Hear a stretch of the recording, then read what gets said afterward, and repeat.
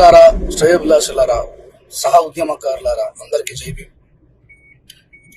ముందుగానే నేను ఫస్ట్ వీడియోలో చెప్పినట్టు అట్రాసిటీ కేసు పెట్టకండి రా. అట్రాసిటీ కేసు పెడితే కాంప్రమైజ్ కాకండి. గ్రామాలలో అదే జరుగుతుంది. మిమ్మల్ని తన్నేటోడు, మిమ్మల్ని గుద్దేటోడు, మీ పైన వివక్ష చూపించేటోడు తిరిగి అది ఉద్యమ రూపం దాల్చగానే భయపడి వచ్చి కాలు మొక్కడం, దండం పెట్టడం, తప్పైందని అనడం ఇవన్నీ జరుగుతాయి. కాబట్టి మీరు అటెంప్ట్ మర్డర్ కేసు పెట్టుకుని, డిస్క్రిమినేషన్ పైన కేసు పెట్టుకుని, కానీ అట్రాసిటీ కేసు పెట్టద్దు అని చెప్తాను.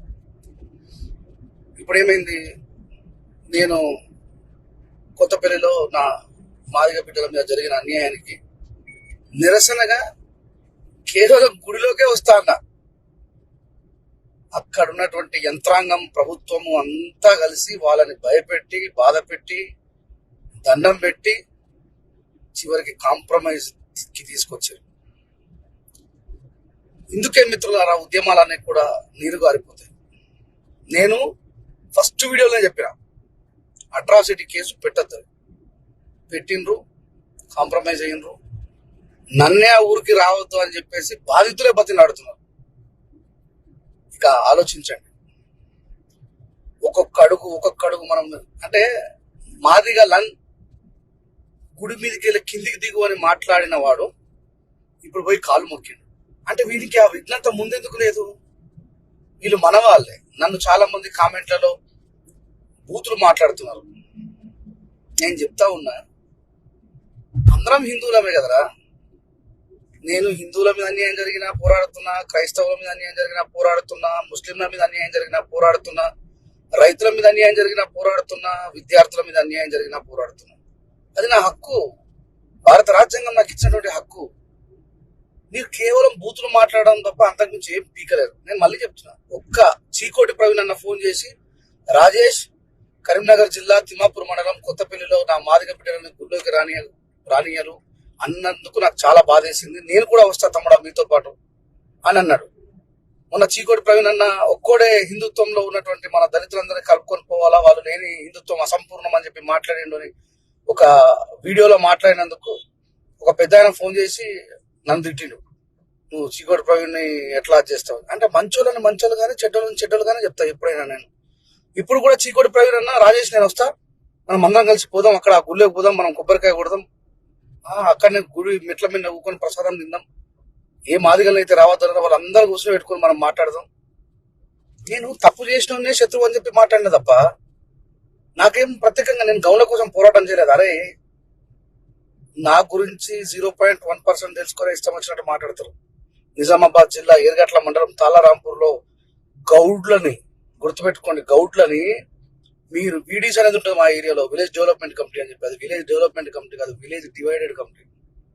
ఆ కొడుకుల మీద మస్తు యుద్ధాలు చేసి జైలు పంపించిన ఒక్కొక్కని. కానీ గౌడ్స్ కళ్ళు ఇదే రేటుకి అమ్మాలని చెప్పేసి వాళ్ళని మీద డిమాండ్ చేస్తే వీడీసీ వాళ్ళు గౌడ్లు తిరుగుబాటు చేసిరు.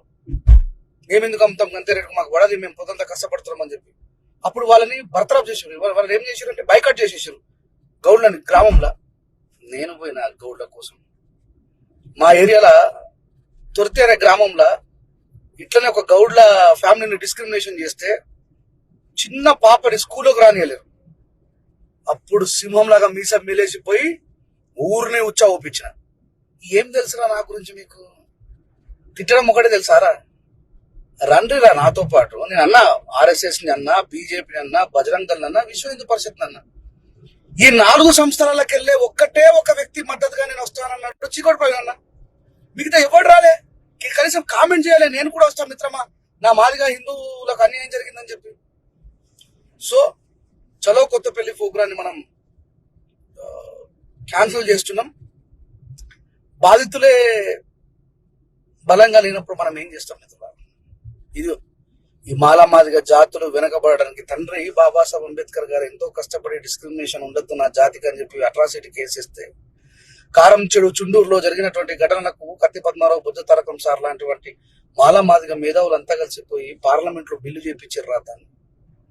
ఆ అట్రాసిటీ కేసు లేకపోతే మనం చంపుతారు. వాడు ఏ ధైర్యంతో అన్నాడు, మాదిగా లన్ను నువ్వు దిగు కిందికి అని చెప్పి ఆ ఖండ కవరంని మనం అణిసివేయాలని చెప్పి కోరుకున్నాం. మీరే బాధితులే కాంప్రమైజ్ అయ్యి మేము ఇట్లా అట్లా అంటే బాధితులు కాంప్రమైజ్ కావడానికి ప్రభుత్వం పనిచేసింది, పోలీస్ యంత్రాంగం పనిచేసింది, అందరూ పనిచేశారు. ఇంతమంది కలిసి బాధితులను భయపెట్టో నయపెట్టో గ్రామం అందరూ కలిసి ఉండేటోళ్ళు రేపు పొద్దుల ఉద్యమకారులు అందరూ పోతారు అని చెప్పారంటే నేను అడుగుతా ఉన్నా ఇలా పోలీస్ యంత్రాంగాన్ని కావచ్చు, ప్రభుత్వాన్ని కావచ్చు. మీ ఫాల్ట్ వల్లనే మా జాతుల మీద దాడులు చేసేటోళ్ళకి భయం లేకుండా పోతుంది. గుర్తుపెట్టుకోండి, మీరు అనేటోళ్ళు బలంగా ఉండుంటే వాళ్ళు మా జోలికి రారు. మేము ఎవరంలో నాకు అర్థం కాదు. మేము ఎవరం అసలు? మేమైనా ఆఫ్ఘనిస్తాన్కి వెళ్ళి బతకొచ్చినామారా, పాకిస్తాన్కి వెళ్ళి బతకొచ్చినామా, లేకపోతే బంగ్లాదేశ్కి వెళ్ళి బతకొచ్చినామా, విదేశాలకి వెళ్ళి బతకొచ్చినామా? మా తాత ముత్తాతలు ఈ దేశంలో ఉట్లేరా? మా వాళ్ళు మాదిగలు చెప్పులు చేయలేరా? మా మాలు పొంద పెట్టకపోతే మీరు ఏడవి ఉన్నారా? మీ శవాలని కన్న తల్లిదండ్రులు కూడా చచ్చిపోయిన తర్వాత గంట సేపు ఇంట్లో ఉంచుకొని వచ్చా కొడుకులారా? మా మాలోళ్ళు తీసుకుపోయి బొంద పెట్టాలా? మా మాలోళ్ళు తీసుకుపోయి కాల పెట్టాలా? మా మాదిగోళ్ళు మీకోసం సర్వశ్రేష్టం చేయాలా? ఆ గుడిలో విగ్రహానికి ఊరేగింపుకు డబ్బులు కొట్టాలి. గుర్తుపెట్టుకోండి, నేను ఎప్పుడు కూడా మనుషుల పక్షాన ఉంటాను. నాకు వివక్ష లేదు. వివక్ష చేసేవాడే నా శత్రువు. గుర్తుపెట్టుకోండి, మళ్ళీ మళ్ళీ చెప్తున్నాను. పిచ్చి పిచ్చి బూతు కామెంట్ ఏం చేస్తాను? నన్ను లొట్టపిస్తారు సార్ హిందుత్వం. మీకు రండ్రా నాతో పాటు హిందుత్వం మీద పోటీ పరీక్ష రాయండి. నీ చెత్త నా కొడుకులారా, ఏం తెలుసా మీకు? దశావతారం మన చదివినరా? వేరే ఇతిహాస పురాణాలు చదివినరా? భగవద్గీత మీ బతుకులకు భగవద్గీత ముఖమన చూసిరో లేదు ఎంతమంది? హిందుత్వం గురించి పూర్తిగా తెలిసిన వ్యక్తి నేను. మీకు అంత దమ్ముంటే నేను క్రిస్టియన్ అని ప్రచారం చేస్తారు కదా, మా ఊరికి రండి. మా ఊరికి రంజర్రా గ్రామానికి వచ్చి చూడండి రా, నేను ఎవరో చెప్తారు. చాలా బాధతో ఈ వీడియో చేయాల్సి వస్తుంది. ఇలాంటి పరిస్థితి నాకు ఎప్పుడు రాలేదు. 19 సంవత్సరాల చరిత్రలో రెంజల రాజేష్ పిలుపునిచ్చిన తర్వాత వెనకడుగు వేసిన చరిత్రనే నాకు లేదు. ఈ రోజు రెంజర్ల రాజేష్ లాంటి ఒక ఉద్యమకారుని వెనకడుగు వేయించినటువంటి ఘనత చరిత్ర కరీంనగర్ జిల్లా తిమ్మాపూర్ మండలం కొత్తపల్లి గ్రామానికి దక్కింది. గుర్తుపెట్టుకోండి, మీకోసమే సిస్టమ్ తో కొట్లాడాలి నిలబడ్డ నేను మీకోసమే వెనకడుగు వేయాల్సి వచ్చింది. ఇక మీ కర్మ, నేను ఏం చేయలేను. జై భీమ్, జై భారత్. పిరికి వాళ్ళలాగా అయితే నేను బతకను, పోరాట యోధుల్లాగానే నిలబడతాను. జై భీమ్.